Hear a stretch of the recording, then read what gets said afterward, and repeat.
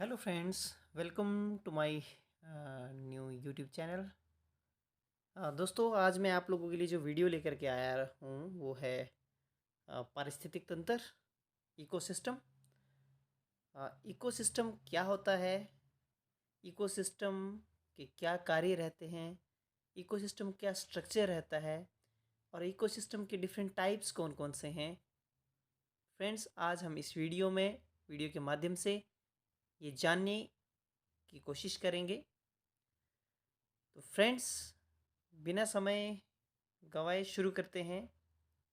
Ecosystem, पारिस्थितिक तंत्र। इससे पहले कि फ्रेंड्स मैं आपको पारिस्थितिक तंत्र के बारे में बताऊं, मैं आपको इकोलॉजी, जिसे हम लोग पारिस्थितिकी कहते हैं, उसके बारे में आप लोगों को बताना चाहूँगा। इकोलॉजी जो है वो ग्रीक भाषा के दो शब्दों से मिलकर बना है, ओइकोस और लोगस। ओइकस का अर्थ होता है हाउस यानी घर, और लोगस का अर्थ आप सबको पता है स्टडी। इस तरह से जो पारिस्थितिकी है, इकोलॉजी है, एक्चुअल में ये एक बायोलॉजी की ब्रांच है, जिसके अंतर्गत हम क्या करते हैं, जो ऑर्गेनिजम्स होते हैं, जीवों के एक दूसरे से और उनके वातावरण से जो संबंध होते हैं, अंतर संबंध जिसे हम कहते हैं, इंटर रिलेशनशिप, उनका अध्ययन इसके अंतर्गत किया जाता है। तो फ्रेंड्स, इकोलॉजी क्या है? ये बायोलॉजी की एक ब्रांच है जिसके अंतर्गत जीवों के एक दूसरे से तथा उनका जो वातावरण है उनके साथ जो इंटर रिलेशनशिप है, अंतर संबंध है, उनका अध्ययन किया जाता है। इसे हम लोग इकोलॉजी कहते हैं। अब बात करते हैं फ्रेंड्स इकोसिस्टम की। पारिस्थितिक तंत्र क्या होता है? फ्रेंड्स, ये जो इकोसिस्टम है ये एक एकीकृत प्रणाली है।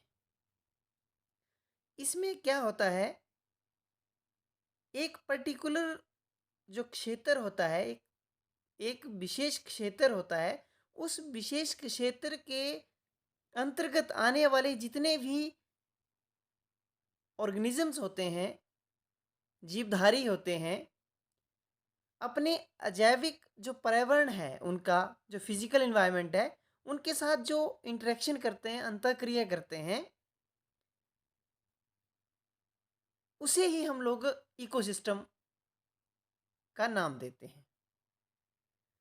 पारिस्थितिक तंत्र एक्चुअल में क्या है? ये एक्चुअल में प्रकृति की एक जो, जिसको हम बोलते हैं बेसिक यूनिट है, आधारभूत इकाई है। पारिस्थितिक तंत्र में जो पारिस्थितिक तंत्र है वो प्रकृति का एक छोटा सा हिस्सा होता है, जिसमें जो जीवित प्राणी है उनका एक समुदाय रहता है, और उस जीवित समुदाय का, उसका जो फिजिकल एनवायरनमेंट है, भौतिक पर्यावरण जिसे हम कहते हैं, उनके साथ सामग्री का लेन देन होता है, आदान प्रदान होता है। इस प्रकार से मिलकर बने एक सिस्टम को हम लोग इकोसिस्टम कहते हैं।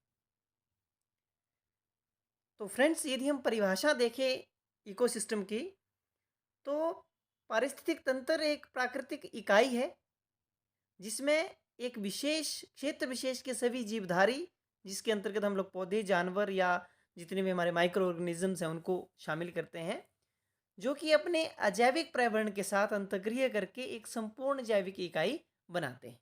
इसे हमें इकोसिस्टम या पारिस्थितिक तंत्र कहते हैं। फ्रेंड्स, अब बात करते हैं पारिस्थितिक तंत्र की संरचना, स्ट्रक्चर क्या होता है इकोसिस्टम का, किससे मिलकर बना होता है हमारा इकोसिस्टम। तो फ्रेंड्स, जो इकोसिस्टम का स्ट्रक्चर है हमारा, वो बेसिकली बायोटिक और बायोटिक कंपोनेंट से मिलकर बना होता है। बायोटिक अर्थात जिसे हम लोग जैविक घटक कहते हैं, और एबायोटिक अर्थात जिसे हम अजैविक घटक कहते हैं। फ्रेंड्स, ये जो स्क्रीन पर आप एक तंत्र देख रहे हैं, ये जैविक और अजैविक घटकों का एक समावेश आपको स्क्रीन के ऊपर दिख रहा है। फ्रेंड्स, ये एक पॉन्ड इकोसिस्टम है जिसके अंतर्गत आप डिफरेंट टाइप्स ऑफ ऑर्गेनिजम्स देख रहे हैं जो बायोटिक हैं, और साथ ही साथ इसमें कुछ एबायोटिक फैक्टर्स भी आप लोग देख सकते हैं। तो इस प्रकार ये एक पॉन्ड इकोसिस्टम का निर्माण करते हैं। फ्रेंड्स, जैसे मैंने आपको बताया, जो हमारा पारिस्थितिक तंत्र है वो जैविक और अजैविक घटकों से मिलकर बना होता है। जैविक घटकों के अंतर्गत हम लोग जो है वो प्रोड्यूसर, जिसे हम लोग उत्पादक कहते हैं, बायोटिक फैक्टर्स यानी कि जैविक घटक, जिसके अंतर्गत जो सजीव लिविंग तत्व है उनको सम्मिलित किया जाता है। जैसे मैंने आपको पहले बताया, इसके अंतर्गत हम लोग प्रोड्यूसर, कंज्यूमर्स और डिकम्पोजर यानी कि उत्पादक, उपभोक्ता और डिकम्पोजर्स यानी कि अपघटक, ये मिलकर हमारे जैविक पारिस्थितिक तंत्र का निर्माण करते हैं। उत्पादक में फ्रेंड्स हम लोग एनर्जी प्रोड्यूसिंग जो ऑर्गेनिज्म होते हैं, प्लांट्स खासकर, उनको लेते हैं। उपभोक्ता जो है वो फ्रेंड्स हमारे पास 3 प्रकार के हो सकते हैं। प्राथमिक उपभोक्ता, जो उत्पादक से अपना उत्पादक को खा करके उनसे ऊर्जा ग्रहण करते हैं। फिर एक द्वितीयक उपभोक्ता होते हैं, सेकेंडरी कंज्यूमर्स, जो प्राथमिक उपभोक्ता को खा करके उनसे ऊर्जा का ग्रहण करते हैं। और उसके बाद फ्रेंड्स एक तृतीय उपभोक्ता होते हैं, जो द्वितीयक या प्राथमिक उपभोक्ताओं को खाकर उनसे ऊर्जा ग्रहण करते हैं। इस प्रकार उसके बाद अपघटक आते हैं फ्रेंड्स, जो जो डेड मटेरियल होता है उसका ब्रेकडाउन करने में हेल्प करते हैं। इस तरह से इकोसिस्टम के अंदर, पारिस्थितिक तंत्र के अंदर जो ऊर्जा का प्रवाह है वो चलता रहता है। इस प्रकार ऊर्जा के विभिन्न स्तरों में ऊर्जा का जो प्रवाह होता है वो एक चेन के रूप में होता है, जिसे हम फूड चेन कहते हैं। फ्रेंड्स, फूड चेन के ऊपर और फूड वेब के ऊपर बहुत जल्द एक नया वीडियो जो है वो मेरे यूट्यूब चैनल पर आने वाला है। उसके लिए आप प्लीज़ मेरे इस चैनल को लाइक कीजिए, सब्सक्राइब कीजिए, कमेंट कीजिए, और हाँ, बेल आइकन को ज़रूर प्रेस कीजिए ताकि जो नई आने वाली वीडियोज़ हैं वो आपको उसका नोटिफिकेशन आप तक पहुंच जाए। फ्रेंड्स, इकोसिस्टम के कंपोनेंट्स की बात हम लोग कर रहे थे, उसमें हमने जैविक कंपोनेंट्स डिस्कस कर लिए हैं। अजैविक कंपोनेंट्स में फ्रेंड्स हमारे पास जो नॉन लिविंग थिंग्स होती हैं, जितनी भी हमारे पास अजैविक वस्तुएं हैं, जैसे हमारे पास सूर्य की रोशनी है, सनलाइट है, हवा है, एयर जिसे हम लोग कहते हैं, ये वो सारी निर्जीव वस्तुएं जो जैविक वस्तुओं को प्रभावित करती हैं, उसे हम लोग एबायोटिक कंपोनेंट के अंतर्गत लेते हैं। तो इस तरह से जैविक और अजैविक घटकों के मिश्रण से हमारा जो इकोसिस्टम है वो बनता है। नेक्स्ट फ्रेंड्स, बात करते हैं इकोसिस्टम के टाइप्स की, प्रकार, पारिस्थितिक तंत्र के प्रकार। फ्रेंड्स, इकोसिस्टम के जो मुख्य टाइप्स हैं उनको आप मुख्यतः 2 भागों में वर्गीकृत कर सकते हैं। एक प्राकृतिक पारिस्थितिक तंत्र होते हैं, जिन्हें प्रकृति द्वारा निर्मित किया जाता है, और दूसरे आर्टिफिशियल इकोसिस्टम होते हैं, जिन्हें व्यक्ति स्वयं जिसका निर्माण करता है। नेचुरल इकोसिस्टम में देखिए, जैसे कोई झील है, ये कोई तालाब है जिसका प्रकृति के कारण निर्माण हुआ है। उसके अंदर रहने वाले जीव जंतु, जैविक घटक और उसके जो जैविक घटक हैं वो मिलकर के नेचुरल इकोसिस्टम का निर्माण करते हैं। जो आर्टिफिशियल इकोसिस्टम है फ्रेंड्स, वो मानव द्वारा स्वयं निर्मित किया होता है। जैसे आप लोग ये जो एक्वेरियम्स होते हैं, एक्वेरियम जो है वो एक सबसे अच्छा उदाहरण है आर्टिफिशियल इकोसिस्टम का। इसके अलावा फ्रेंड्स, हम लोग इकोसिस्टम को टेरेस्ट्रियल इकोसिस्टम या एक्वेटिक इकोसिस्टम में भी बांट सकते हैं।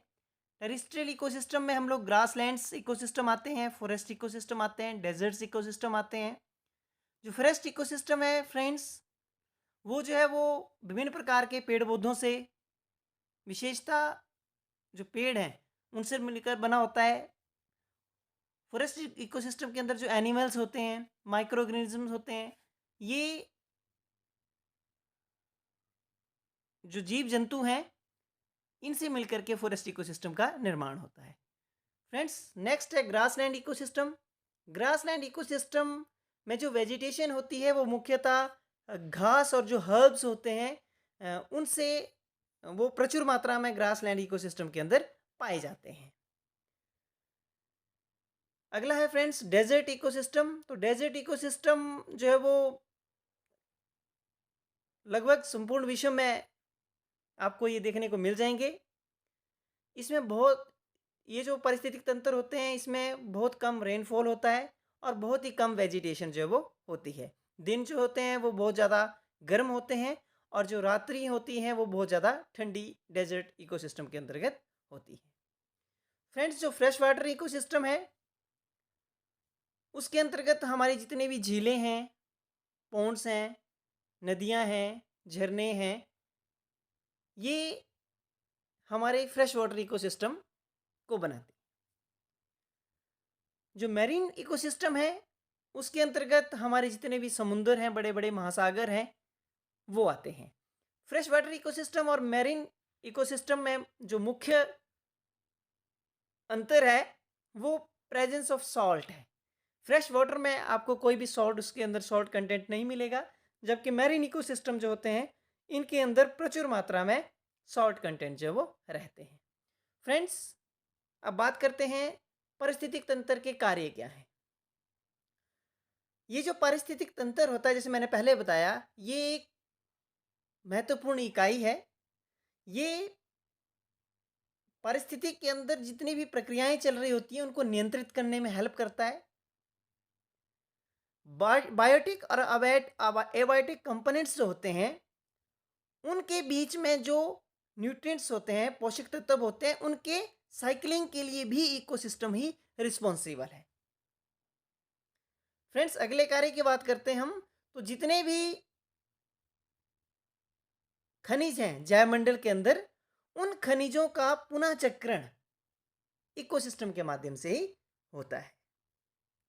फ्रेंड्स, हमारे जितने भी ट्रॉपिक लेवल हैं, ट्रॉपिक लेवल्स, पोषक स्तर जिसको हम लोग बोलते हैं, जैसे मैंने आपको पहले भी बताया कि हमारे पास उत्पादक होते हैं, फिर प्राथमिक उपभोक्ता होते हैं, फिर द्वितीय उपभोक्ता होते हैं, फिर तृतीय उपभोक्ता होते हैं। इन विभिन्न पोषी स्तरों के बीच में संतुलन बनाए रखने में पारिस्थितिक तंत्र जो वो हेल्प करता है। उदाहरण के लिए प्लांट्स हैं, और प्लांट्स को कंज्यूम करने के लिए हमारे पास जो प्राइमरी प्राथमिक उपभोक्ता है, बकरी है या पेड़ पौधों को खाने वाला कोई अन्य जीव है, वह है। द्वितीय उपभोक्ता में जो प्राथमिक उपभोक्ता है, जैसे बकरी है या कोई घास को खाने वाला अन्य जीव है, वो है। यदि किसी एक पोषक स्तर पर इनकी संख्या बढ़ जाती है तो प्रकृति में असंतुलन जो है वो बन जाएगा। मान लो हमारे पास प्रोड्यूसर, उत्पादक हैं, बहुत सारे पेड़ पौधे हैं, लेकिन पेड़ पौधों को कंज्यूम करने वाला, खाने वाला हमारे पास प्राथमिक उपभोक्ता पर जो पेड़ों को खाने वाले जीव हैं वो नहीं रहते हैं, तो हमारे पास प्रकृति में एक असंतुलन बना रहेगा। इस असंतुलन को खत्म करने के लिए, प्रकृति के बीच संतुलन बना रहे, इसके लिए इकोसिस्टम जो है वो काम करता है। फ्रेंड्स, ये जो इकोसिस्टम है, इसका एक अन्य महत्वपूर्ण कार्य है, ये अजैविक घटकों, कार्बनिक घटकों के संश्लेषण में हेल्प करते हैं, जिससे ऊर्जा का आदान प्रदान जो है वो शामिल होता है। तो फ्रेंड्स, ये थी हमारी वीडियो। अच्छी लगी हो तो please like, subscribe and comment, और बेल आइकन को प्रेस ज़रूर करना, क्योंकि अगले वीडियो की नोटिफिकेशन आपको तभी मिलेगी। धन्यवाद फ्रेंड्स।